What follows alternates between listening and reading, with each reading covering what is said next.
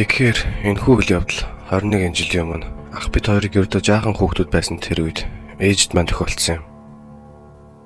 Бид тухайн үед хотоос нэлээд зайдуу ойролцоогоор 10 минут машинаар явах зайд амьдардаг байлаа. Магадгүй зарим хүмүүст энэ нэг их хол биш мэт сонсогдож болох ч хэрэв өргөдөөгүй бол нэг их зочид ирээд байхааргүй хол зайлав байсан юм.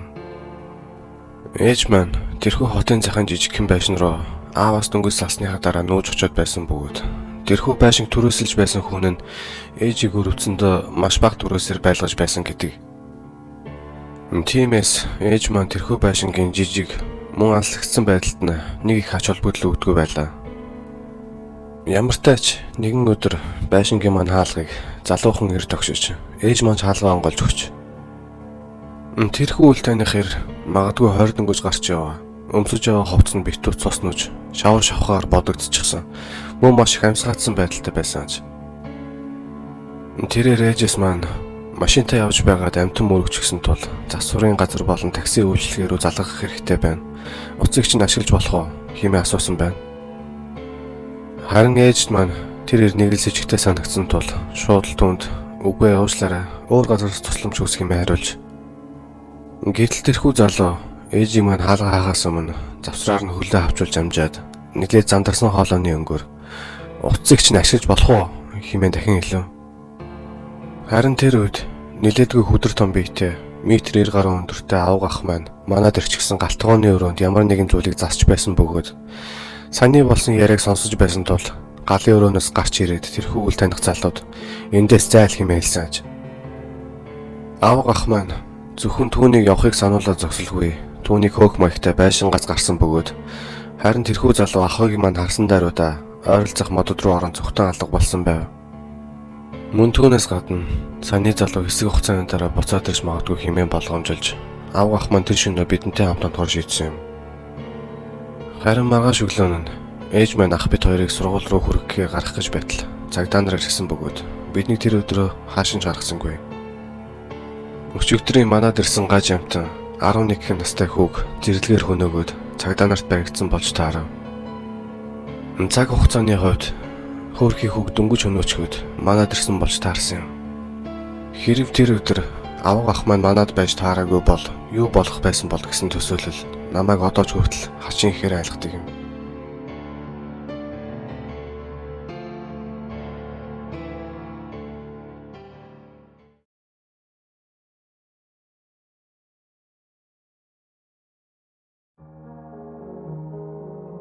Энэхүү үйл явдал 1993 оны сүүлээр намайг дөнгөж 20 настай байхад тохиолдсон юм. Товчондоо гэвэл энэ бүхэн намайг коллежид явж эхлэхээс өмнө хуванцрын үйлдвэрийн материал бэлтгэх хэлсэн шөнийн ээлжинд ажилладаг байхад тохиолдсон явдал.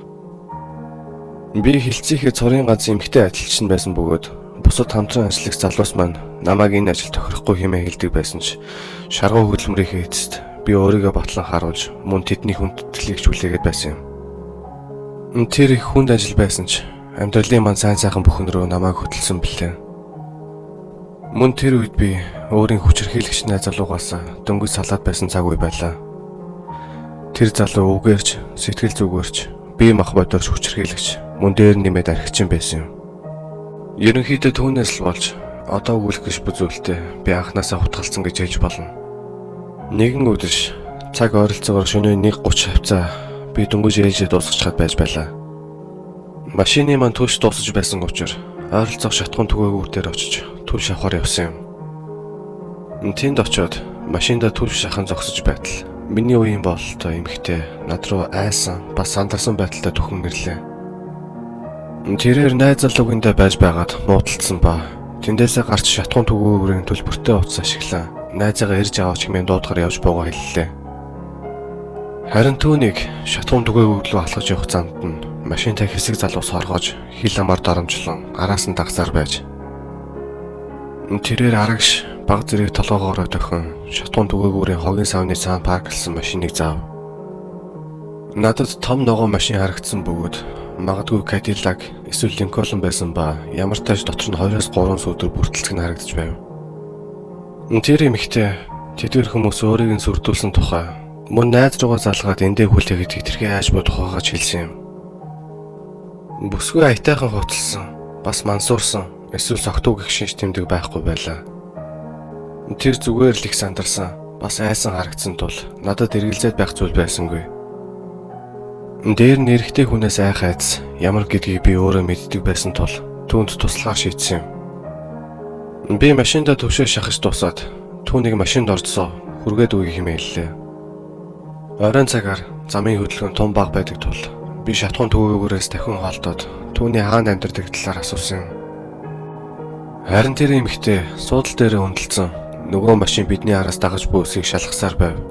Мөн намайг түүнд суудлын бүсээ зүүхийг сануулхад тэр миний үгийг сонсолгүй хойшоо хөндөлцөн харсаар л байлаа.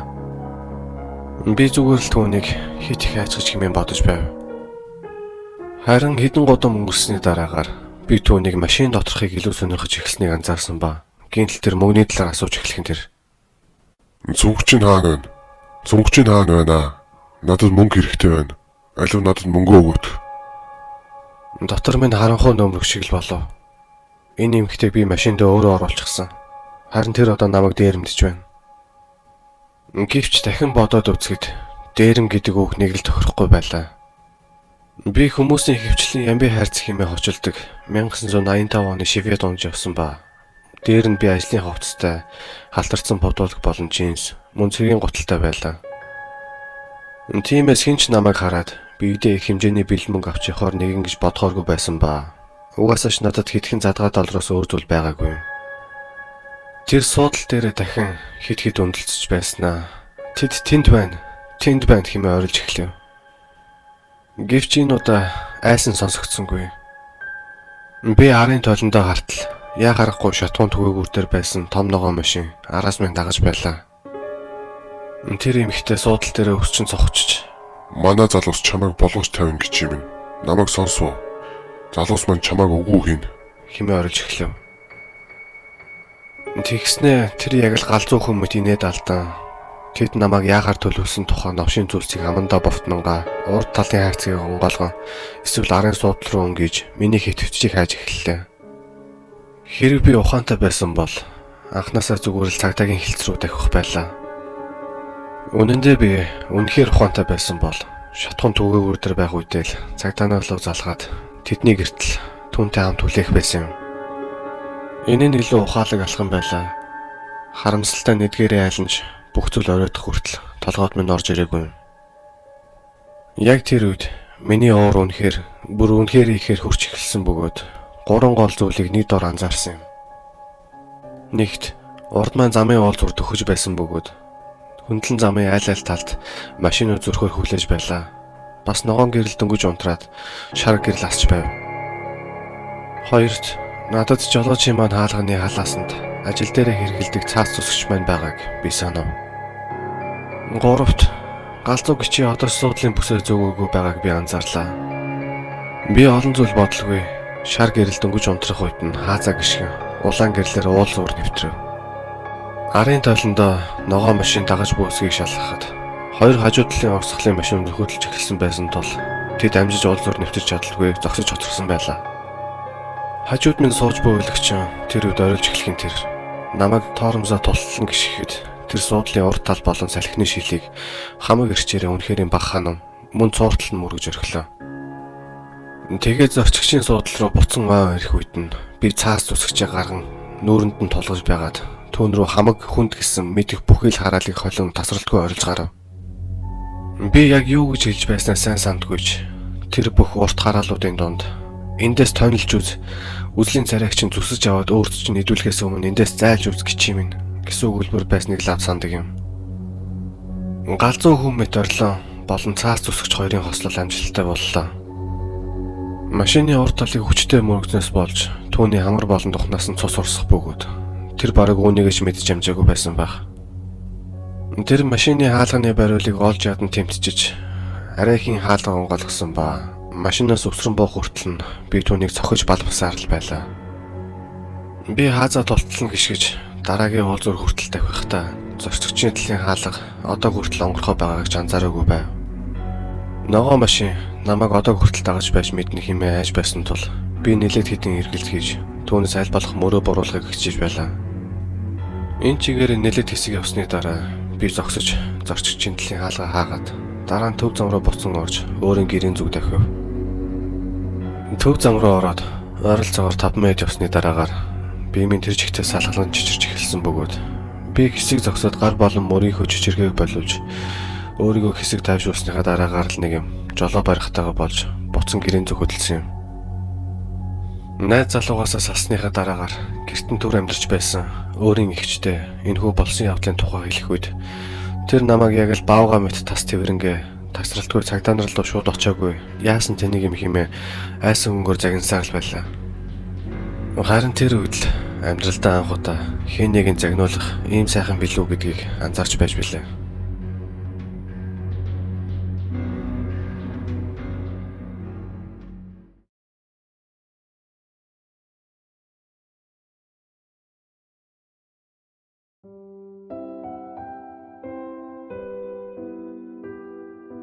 Энэ бол манай ээжийн найзад нь 10 жилийн өмнө Солонгос улс тохиолдож байсан явдал. Энэ тухай дахин сонсох бүртэл дотор минь ар зах шиг болдог. Ээжийн маань найз тэр үед өмнө Солонгосын нийслэл Сөүл хотын төв хэсэгт нэгэн цогцлбор байранд амьдардаг байсан юм. Тэрээр нөхрийгөө өдрийн цагаар ажиллах зуурна бяцхан охинтойгоо гэрээ сахиж үлддэг гэрийн эзэгтэй байв. Нэгэн өдөр тэр охинтойгоо хамт гарч ойр зургийг хүнсээ цуглуулж хаад байрандаа буцсан гэж цахилгаан шатантаа суусан байна. Түүнийг цахилгаан шатанд суух үед дотор нь аль хэзээ нэгэн сарвчтай малгай болон шар борооны цовтой ир байхыг анзаарсан ба тэрээр аль болох толгоогоо доош бүхэлдэлзүүлэн царайгаа новсоор байж. Ээжийн маань найз тэр дорол маш товхгүй айцтай мэдрэмжийг мэдэрч охиноо тэр хүнээс аль болох холдуулан өөртөө нан зогссон байна. Үүнээс гадна түүнийг бүр жилүүгээр айц давтуулсан зүйл нь түүнийг өөрийн давхар бүхий дугаартай цахилгаан шатны товчлуурыг дарах үед өөр ямар ч товчлуурны гэрэл асаагүй байсан ч. Дээр нь тэрхүү сэжиг бүхий хүн ямар нэгэн зүйлийг сонин дотор орон барьсан байхыг ч харж амжиж. Энэ бүх зүйл ээжийн маань найзыг маш их сандаргаж тэрээр уцаа гаргаж ирэн мэдээж ажилдаа явчихсан байсан тул гэртээ байхгүй байсан нөхөрлүүгээ залгаж буу мэт болон жүжиглэхээр шийдсэн байна. Тэрээр уцаа гаргаж ирэн хаашаа ч юм залгаад за би цахилгаан шатнаас буух гэж байна. Миний хөгшин хаалгаа онгойлготгооч гэх мэтийн зүйлс яран гэртэн түүнийг нөхөр нь хүлээж байгаа гэсэн сэтгэл төрүүлэхийг хичээж эхлэв. Эцэст нь цахилгаан шат түүний давхарт ирэх үед тэр бошоохон охиноо гараас нь натхан хөтөлж гараад аль чадхаараа хурдан өөрийн байр руу алхаж эхэллээ. Түүнийг зэрвсгэн хойд талаа ажиглах үед нь тэрхүү гүл таних хүн ч гэсэн тэрхүү давхарт боочгсан. Тэдний араас алгуурхан алхаж буйн мэдэгдсэн аж. Харин ээжийн маань найз хаалган дээрээ тулж ирэмэгцээ. Хаалган хүчтэй балбан. Хонгор минь бид гэрчглээ. Хаалган нэгээрээ гэх мэтийн зүйлсийг ойрлж хин нэгэн цаанаас нь хаалга онгоолгож өгөх гэж бомбитэр жүжиглэж эхэлсэн байна. Харин шар цовтой хүн үүнийг харамгцаа буцан цахилгаан шат руугаа алхаж эхэлсэн бөгөөд түүнийг хангалттай холбогдсон ээжийн маань найз охиноо тэрвэрч аваад бошоохон хаалганы нууц код хийдийг авахлахаа нэгэд маш хурднаар нууц кодоо бичиж эхэлсэн аж. Солонгост ихэнх цогцлбор байрнууд түлхүүр гэхээсээ илүүтэй нууц код ашиглах нэлбэг байдаг. Харин нэг асуудал гарсан нь түүнийг хаалганыхаа кодыг хийхдээ зэрэгцсэн товчлуурууд нь чимээ гаргаж эхэлсэн ба тэрхүү үйл таних хэр хинч тэдэнд хаалга тайлж өгөхгүй гэдгийг ухааран тэр хоёрын зүг чиглэн гүйж эхэлсэн аж. Ээжийн маань найз түүнийг гүн ирж буй харамгцаа хамаг чадлаараа хашхиран арай хийж хаалгаа онгоолгоод тэрвэрсэн байсан охиноо бараг л хаалганы завсраас чулуудж орхисон байна. Дараа нь тэрээр өөрөө арайхийн дотогш орж амжаад эргэн харахад тэрхүү үйл таних хэр хаалган дээр бараг л тулан ирсэн байсан бөгөөд харин азар түүнийг гараа эсвэл атгаж авсан ямар нэг зэвсгээ хаалган завсраа шургуулж амжихаас өмнө ээжийн маань найз хаалга төвчж амжсан байв. Харин дараа нь хаалганы дурангаар харахад тэрхүү үйл таних хүн буцан цахилгаан шатны зүг алхан алгуулсан аж. Нилээд хэдэн сарын дараагаар ээжийн маань найз зурагтаар мэдээ үзэж байтал Ёо Юм Чул хэмээх нэртэй ихэвчлэн эмэгтэйчүүд болон биеэ өрнөгч нарыг байгаа болгодог цуврал алуурчин баригдсан тухай мэдээлсэн байна. Харин тэрхүү алуурчны өмсөж байсан сарвчтай малгай болон шар борооны цуун түүнд дэндүү танил санагдсан тул ямар их айц мэдсэн тухайга ээжд маань инхүү хуучилсан байсныг би дараа нь сонссон юм.